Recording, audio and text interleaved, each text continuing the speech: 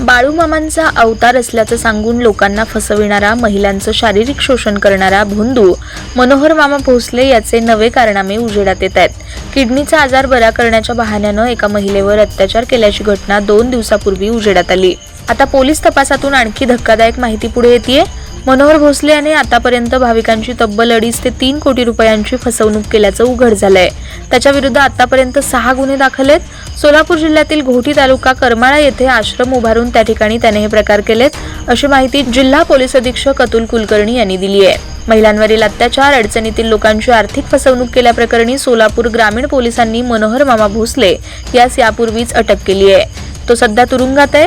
2 दिवसापूर्वी एका 35 वर्षीय महिलेनं किडनीचा आजार बरा करण्याच्या बहाण्यानं बलात्कार केल्याची तसेच तब्बल 9 लाख रुपयांची आर्थिक फसवणूक केल्याची फिर्याद दिली होती. त्या संदर्भात पोलीस अधीक्षकांनी माध्यमांशी संवाद साधला. यावेळी ते म्हणाले की मनोहर मामा हा भोंदू आहे. त्याचा घोटी येथील आश्रम अनधिकृत असून तेथील ग्रामपंचायतीनं देखील तसं म्हटलंय. पोलिसांनी तो आश्रम सील केलाय. गाणगापूर, कोल्हापूर येथील त्याच्या आश्रमात आमची टीम जाऊन आली आहे. त्या ठिकाणी आम्हाला काही महत्त्वाचे पुरावे मिळाले आहेत. त्याच्या तपासासाठी 5 अधिकाऱ्यांचं स्वतंत्र पथक तयार करण्यात आलंय. मनोहर भोसले हा अडचणीतील लोकांना अमावस्येच्या दिवशी पूजा करायला सांगत होता. त्यासाठी तो सुरुवातीला 21 ते 51 हजार रुपयांची पावती करायचा. त्यानंतर तो पूजा करताना पूजा करून झाल्यावर आणखी पैसे घ्यायचा, असेही पोलीस अधीक्षक कुलकर्णी यांनी स्पष्ट केले.